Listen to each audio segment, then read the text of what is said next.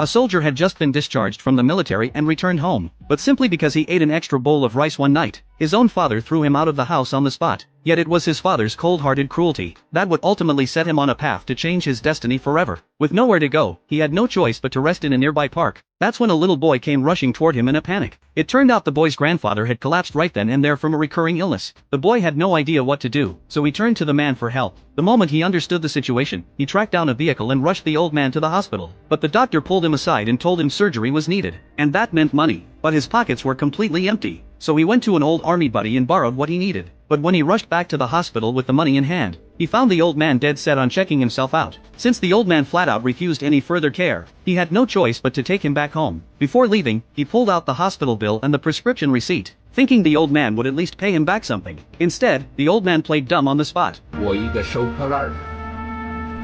He was frustrated, no doubt about it, but he didn't regret saving the man's life for even a second. He quietly set the medicine on the nightstand and turned to leave. Little did he know, this was exactly the old man's way of testing him. Just as he was packing up to go, the old man stepped out and called after him. He said it wasn't that he didn't want to pay, he just didn't have the money right now. He even asked him to stay on and help collect scrap metal together. Once they earned enough, he promised to pay every cent back. With nowhere else to turn, he figured why not, and agreed. That evening over dinner, the old man grew curious and asked why he had saved him. His answer was simple: he had served to protect this country and its people. When the people are in danger, stepping up isn't a choice, it's a duty. The old man lit up when he heard that. He was relieved to know his gut feeling about this young man had been right all along. As the days went by, the old man's health continued to decline. One night, he called the young man into his room with a purpose. He reached under the bed and pulled out an old wooden box. When the lid came off, it was stuffed with cash, and the young man's jaw dropped.